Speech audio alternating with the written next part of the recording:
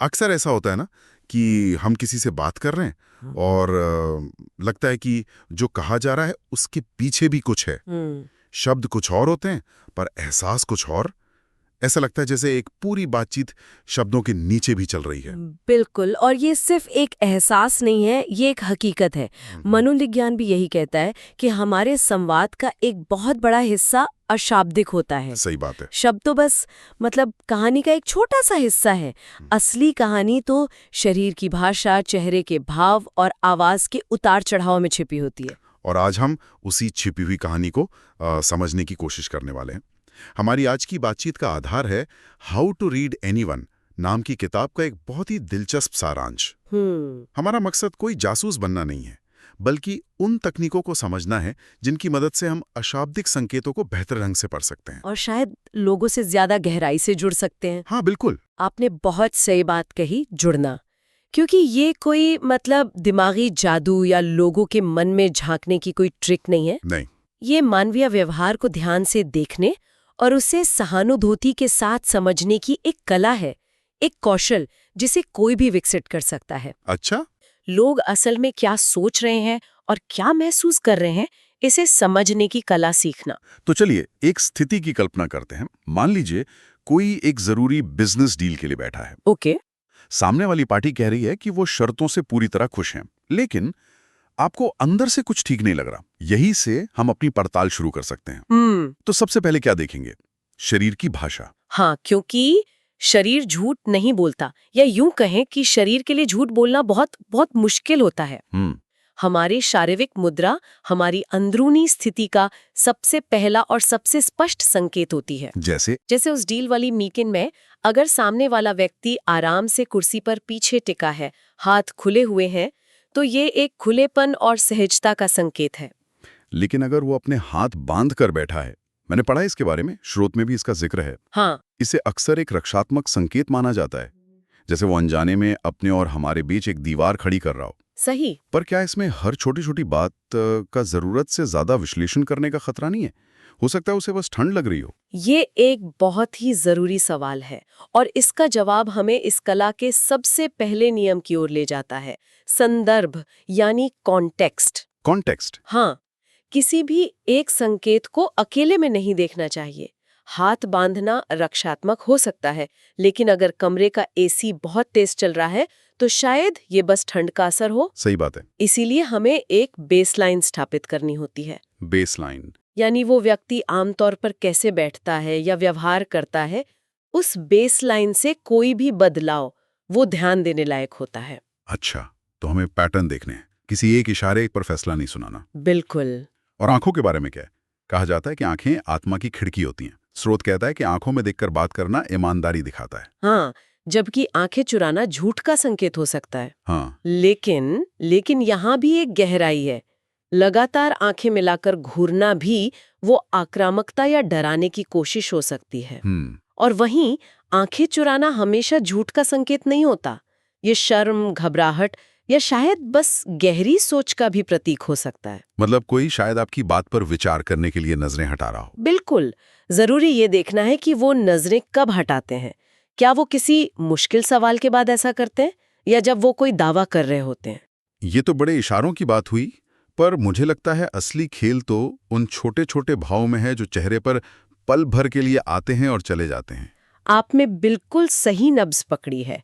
इन्हें कहते हैं माइक्रो एक्सप्रेशंस। Micro expressions. हाँ, ये चेहरे पर कह सकते हैं 1 सेकंड के 10वें हिस्से के लिए आने वाले भाव होते हैं। अच्छा। और ये हमारी असली भावना को उजागर कर देते हैं, इससे पहले कि हमारा दिमाग उसे छिपाने का मौका दे। मतलब ये लगभग अनियंत्रित होते हैं। हाँ बिल्कुल, लगभग अनियंत्रित। अरे वाह, ये सुनकर मुझे एक पुरानी घटना याद आ गई। मेरा एक दोस्त था, उसे कुछ नुकसान हुआ था और उसने कहा कि वो ठीक है, पर एक पल के लिए उसके चेहरे पर जो दर्द दिखा था, मैं उसे कभी नहीं भूल पाया। तो वो एक माइक्रो एक्सप्रेशन था। हाँ बिल्कुल। और सबसे दिलचस्प उदाहरण है मुस्कान का। स्रोत सच्ची और झूठी मुस्कान के बीच के फर्क को बहुत अच्छे से बताता है। जब कोई सच में खुश होकर मुस्कुराता है तो वो मुस्कान आंखों तक पहुंचती है, मनोविज्ञान में इसे दुशेन स्माइल कहते हैं। दुशेन स्माइल। इसकी खास बात यह है कि ये हमारी आंखों के आसपास की उन मांसपेशियों को भी हरकत में लाती है जिन पर हमारा सचेत नियंत्रण नहीं होता। अच्छा। इसीलिए झूठी मुस्कान अक्सर होठों पर ही सिमट कर रह जाती है और आंखें खाली लगती हैं। और मुझे लगता है कि यही बात आवाज पर भी लागू होती है ना। हाँ, बिल्कुल। कभी-कभी किसी की आवाज में एक हल्का सा कंपन या हिचकिचाहट उनके आत्मविश्वास से भरे शब्दों को पूरी तरह से खोखला कर देती है। हाँ, आवाज हमारी भावनाओं का बैरोमीटर है। दो लोग एक ही वाक्य बोल सकते हैं, मैं इस प्रोजेक्ट को लेकर बहुत उत्साहित हूँ, लेकिन आवाज का लहजा, हाँ, उसका टोन, उसकी गति और उतार चढ़ाव उसका पूरा मतलब बदल सकते हैं। स्रोत बताता है कि जो व्यक्ति बहुत तेज और ऊंची आवाज में बोलता है वो या तो बहुत उत्साहित और आत्मविश्वासी हो सकता है या फिर रक्षात्मक हो सकता है। हाँ, रक्षात्मक होकर अपनी बात मनवाने की कोशिश कर रहा हो सकता है। और धीमी आवाज का क्या मतलब हो सकता है? धीमी और शांत आवाज विचारशील होने का संकेत हो सकती है या फिर असुरक्षा का भी। लेकिन सबसे ज्यादा रिवीलिंग होते हैं ठहराव और हिचकिचाहट। अच्छा। अगर कोई महत्वपूर्ण जानकारी देते समय बार बार रुकता है या आ जैसे फिलर शब्दों का इस्तेमाल करता है तो ये संकेत हो सकता है कि वो या तो जानकारी को लेकर अनिश्चित है या फिर सच को तोड़ मरोड़ कर पेश करने के लिए सही शब्द ढूंढ रहा है। तो उस बिजनेस डील वाले उदाहरण पे वापस जाएं। अगर वो कहते हैं हाँ हम इन शर्तों से पूरी तरह सहमत हैं, तो वो छोटी सी हिचकिचाहट एक बहुत बड़ा रेड फ्लैग हो सकती है। ठीक यही। और जब शब्द और संकेत, चाहे वो शारीरिक हो या आवाज के, मेल नहीं खाते तो हम जिसे संज्ञानात्मक असंगति या कॉग्निटिव डिसोनेंस कहते हैं उसे देख रहे होते हैं। मतलब व्यक्ति का दिमाग एक कहानी कह रहा है और शरीर दूसरी। बिल्कुल, ये तनाव का एक बहुत बड़ा संकेत है। तब सवाल ये नहीं है कि वो झूठ बोल रहा है, बल्कि ये है कि उसके अंदर चल क्या रहा है जिसकी वजह से ये टकराव पैदा हो रहा है। तो ऐसी स्थिति में हमें किस पर ज्यादा भरोसा करना चाहिए, शब्दों पर या अशाब्दिक संकेतों पर? ज्यादातर मामलों में अशाब्दिक संकेतों पर। क्यों? क्योंकि शब्दों को बहुत सोच समझकर चुना जा सकता है, उन्हें नियंत्रित किया जा सकता है, लेकिन शरीर की भाषा और आवाज के लहजे को नियंत्रित करना बहुत मुश्किल होता है। क्योंकि वो हमारे भावनात्मक दिमाग से जुड़े होते हैं। हाँ, हमारे लिम्बिक सिस्टम से। तो जब शब्द और संकेत मेल ना खाएं तो समझ जाइए कि कहानी में एक और परत है जिसे जानने की जरूरत है। तो ये सिर्फ निष्क्रिय होकर देखने का खेल नहीं है, इसमें कुछ सक्रिय कौशल भी शामिल होंगे जिन्हें हम बातचीत में इस्तेमाल कर सकते हैं। हाँ, और ये शायद सबसे महत्वपूर्ण हिस्सा है। किसी को पढ़ना सिर्फ देखना नहीं है, ये सुनना भी है, सक्रिय रूप से सुनना। Active listening. हम अक्सर ये सोचने में व्यस्त रहते हैं कि हम आगे क्या कहेंगे और इस चक्कर में सामने वाले की बात के जरूरी हिस्सों को नजरअंदाज कर देते हैं। सारांश इस पर बहुत जोर देता है। सक्रिय रूप से सुनने का मतलब है बिना टोके पूरी तरह ध्यान लगाकर सुनना। पर श्रोत ओपन एंडेड प्रश्न पूछने की भी सलाह देता है। हाँ, सुनने में ये आसान लगता है, पर असल बातचीत में, खासकर जब माहौल तनावपूर्ण हो, तो ऐसे सवाल पूछना मुश्किल हो सकता है। इसका कोई आसान तरीका है? बिल्कुल। ओपन एंडेड प्रश्न वो होते हैं जिनका जवाब हाँ या ना में नहीं दिया जा सकता। ये सामने वाले को अपनी कहानी बताने के लिए प्रोत्साहित करते हैं। तो उस डील वाली मीटिंग में ये पूछने के बजाय कि क्या आप शर्तों से खुश हैं, आप पूछ सकते हैं। आप पूछ सकते हैं इन शर्तों का कौन सा हिस्सा आपको सबसे ज्यादा उत्साहित कर रहा है, या अगर इस समझौते में एक चीज बदलने का मौका मिले तो वो क्या होगी। अच्छा, ये तो उन्हें सीधे अपनी चिंताओं या असली विचारों को व्यक्त करने का रास्ता देता है। ठीक, इस तरह के सवाल उन्हें ज्यादा खुलकर बात करने का मौका देते हैं, और जब वो बात करते हैं तो हमें अवलोकन करने के लिए और भी ज्यादा संकेत मिलते हैं।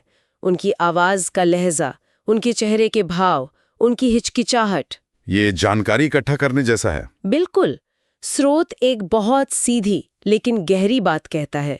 ये एक मांसपेशी की तरह है, हम जितना ज्यादा इसका इस्तेमाल करेंगे ये उतना ही मजबूत होगा। ठीक है, तो चलिए इन सब बातों को एक सूत्र में पिरोते हैं।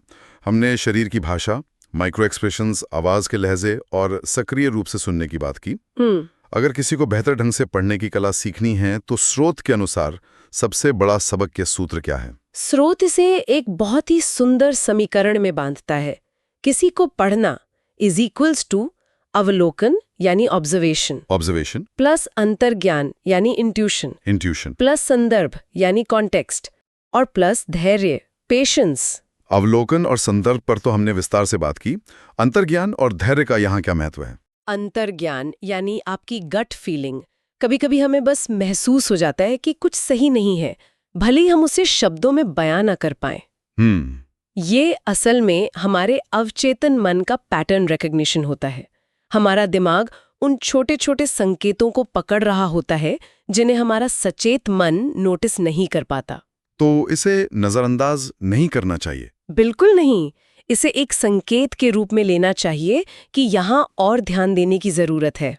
और धैर्य, ये शायद सबसे मुश्किल हिस्सा है। हम सब शर्लॉक होम्स बनना चाहते हैं, एक नज़र में सब कुछ जान लेना चाहते हैं, पर असल जिंदगी में ऐसा नहीं होता। इसीलिए ये सबसे जरूरी है। स्रोत हमें चेतावनी देता है कि किसी के बारे में जल्दी से कोई राय न बनाए। एक या दो संकेतों के आधार पर किसी को जज न करें।